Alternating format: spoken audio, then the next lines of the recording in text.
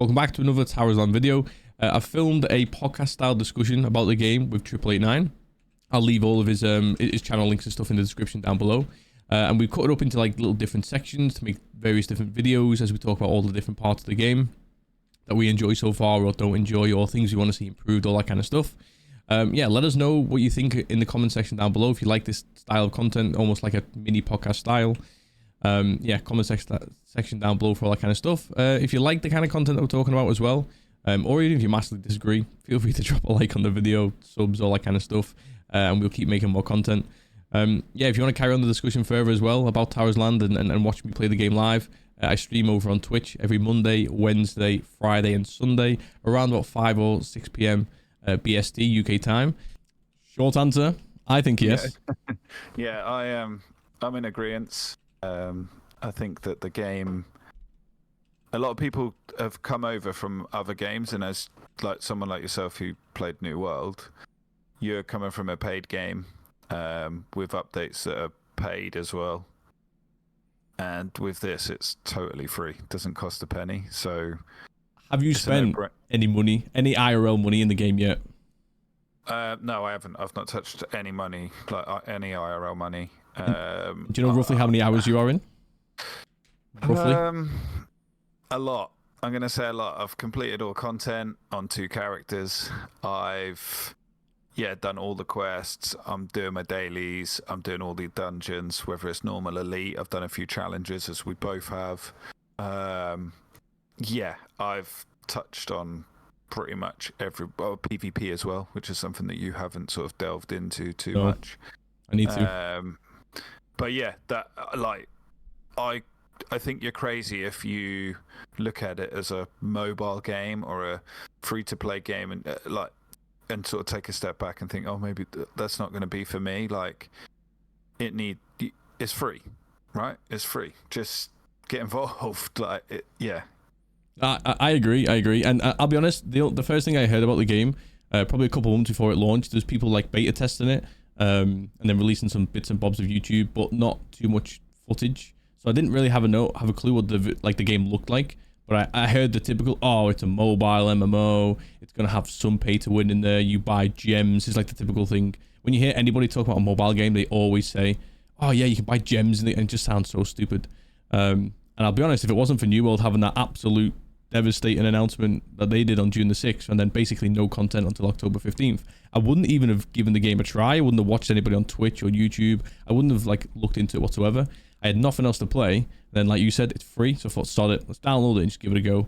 And maybe 3 hours into playing it for the first time, I was like, you know what? Actually, this is pretty decent. It's not going to be amazing. It's not like groundbreaking. I'm not playing some incredible, brand new way of playing an MMO. It was just chill. It was nice. There was loads of rewards to go through.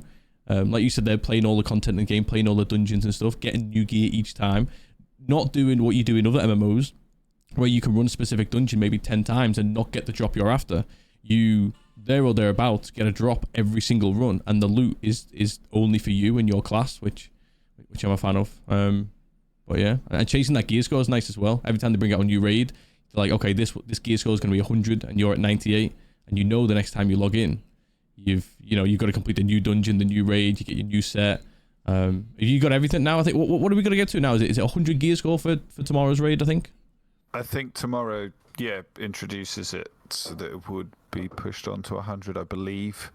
I've got everything that I can get, like I say, on both characters. But just drawing that back a little bit, at the same time, I think it does limit it a tiny bit. So, yes, the game is very much worth playing, and yes, it's free. You don't have to spend a penny on it or anything like that. But you can find that you sort of gate crash the end game quite quickly and just get it finished and done, and you kind of there's no separate route to take, so you very much it's very linear in terms of the drops. You do a raid and you get a new piece of gear, and you do another raid and you get a new piece of gear, and you're fully geared and you don't need to do the raids anymore as such. So it'd be nice if there was different sets for it. And again, it's early days, right? It's season 0, so but it'd be nice if there was different sets for your characters, so not necessarily just chasing that one set. Like, you've got multiple different sets that you could get depending on how you wanted to play your characters. So if you wanted to be someone who didn't have any crit but had loads of cooldown, you had a set that worked towards that, or you had a crit set, or you had, does that make sense? Yeah. So the main I play is mage, and so far there's 2 sets in there. There's the 8-piece set, which gives you a bit of extra crit, like you said there, and then it boosts like most of your skills with the damage you do if you follow one particular skill, and then all your next skills do more damage. And then the other, so there's like an 8-piece set and then a 2-piece set, and the 2-piece set just gives you like, I think it's like 3% more crit, which is again nice. But you're right, if you wanted to play your character in a slightly different way, if there's a particular set of skills, let's say I think there's like the fire tornado I've got, which is like one of my biggest AoEs. There's nothing in there where you can just kind of like delve a whole set into powering up the pure AoEs for specific raids and dungeons where you know there's going to be clumps of mobs. Yeah, you're kind of stuck. You've got your 8-piece set and your 2 or a 3-piece set. Yeah, I think it is 8 and a 2, is it? 2, yeah. 2. But you're right, and then that's it. I've not got all my set yet. I'm 5 out of 8 on the first one, and I'm 2 out of 2 on the second one. So that's my fault. I deleted some roles that I shouldn't have. Like an absolute idiot. I was like, oh yeah, attributes are rubbish. Don't need this. Delete. And you were like, you were saying in my Twitch chat, you're an idiot. Yeah. That's a set item, and I'm like, you need that. You need it. Yeah, like, what do you mean a set item? I'm fine. I'll get another one. No, I couldn't. I was limited. But yes, like you also said, it's season 0. How many games come out? Again, I'll keep going back to New World a little bit because it's the most recent game I played and what all my YouTube videos are on. But when you got to Endgame and that, when it first launched, there was 2 dungeons. There was Genesis and Lazarus to run, and that was it. And I think it was 600 gear score, or was it 575? Can't remember. Oh, yeah, 600 gear score, and then that was it. Then you were done. You had 2 dungeons to play, and already in this game, at Endgame, we're talking like what, 4, 5 different dungeons maybe. Then you're adding the Arcane Realms. You're adding the 3 or 4 different raids you're already playing. There's just content-wise like that. In terms of, is this worth playing? I mean, yeah, and that's that. And as for like this episode, as you like, or this video, or however you want to put it, that is it, isn't it? Is this worth playing? Yes, it is. And like, bottom line, there's no real reason in why you shouldn't play it. Like, everyone should give it a go. And something you've said to quite a few different people, like, make sure you give it a go. Don't go on for half an hour and hope that you're going to get that itch and you're going to, you know, the game is for you, because sometimes it is going to take you an hour or maybe 2 hours. But the biggest sort of limiting factor people seem to always come about with is, you know, the pay to win stuff. Is it pay to win? It isn't. I've not had to spend a penny. You have not spent anything either. And we're both got end game gear. We're not limited to what gear we can get. Yes, there's lovely sort of visual stuff that we can pick up if we're willing to spend some money, but you don't have to spend that money. And I think that is huge for this game. Like, I think that is once people get past that and start looking at it as more of just taking the game for what the game is, I think you'll notice it grow even more. Yeah, definitely. I mean, one thing is as well, because the game's not on Steam, we don't really have any specific ideas of how many people are even playing it.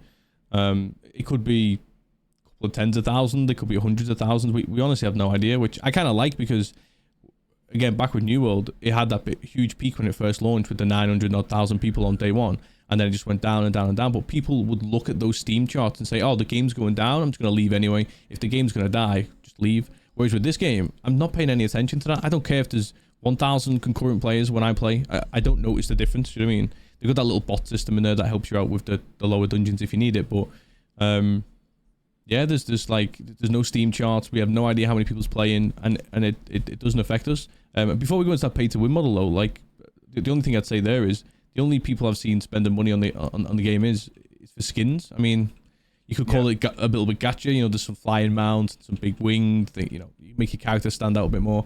But here we are, like what, two weeks and a day, I think, after launch. We're recording this on the 6th, and like you, I've not spent a single penny. I've completed all the content in the game, bar delving into PvP a lot more and leveling up my character that way. And I think one thing this game is good for, which I've missed out for playing New World for a while, is multiple characters. So in New World, there's not really any reason to make a second character. All your classes can be in one. You switch your gear, you're in. With this one, you're dedicated. If you're a mage, you're a mage. You got your 2 specializations like ice and fire, but you're stuck as a mage. And then if you want to go a tank, maybe you want to go a warrior, whatever. And because of how quickly you can get to endgame, if you play all the dungeons and all the raids like in order and stuff, you can have multiple characters and be playing multiple classes and sort of like getting the most out of a free game that way. And ultimately, when it comes to the talking about other games and, you know, trying to sort of have comparisons and things like that, and obviously for you, New World is a big thing because it was your main game for a very long time. And so for me, the 2 other like MMOs I've played, if you like, are RuneScape and World of Warcraft. You can't really compare RuneScape to this. It's a totally different type of game again, but World of Warcraft's very similar, and it's quite clear that the devs have sort of been told, go and build us a World of Warcraft game. Yeah. But if you're sort of on the fence of whether you want to play World of Warcraft, and again, World of Warcraft's a game that has got so much content and so much to do. It's endless, and you're a million miles behind as soon as you start. I don't think this game's ever going to be that. I don't think you're ever going to find that if you started in another 6 months' time, I don't think it's going to be long before you catch up with everybody else.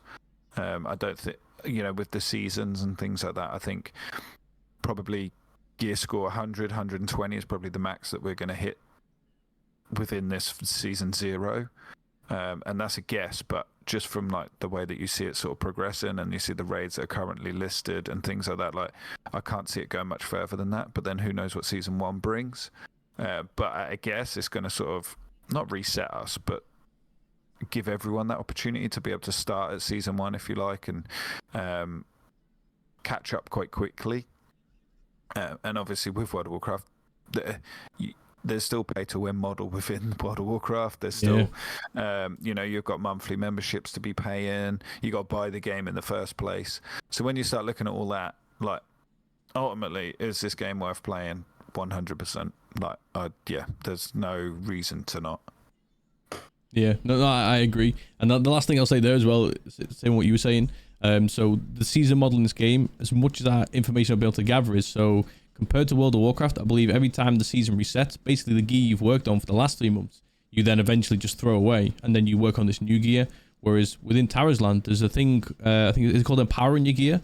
So you can take whatever piece of gear you want, get your specific amount of materials that you earn from dungeons or, you know, salvaging of a gear or whatever. You add empowerment, so you buff up your gear. You might take it from a stat, for example, 35 stamina up to 70, up to 140, whatever.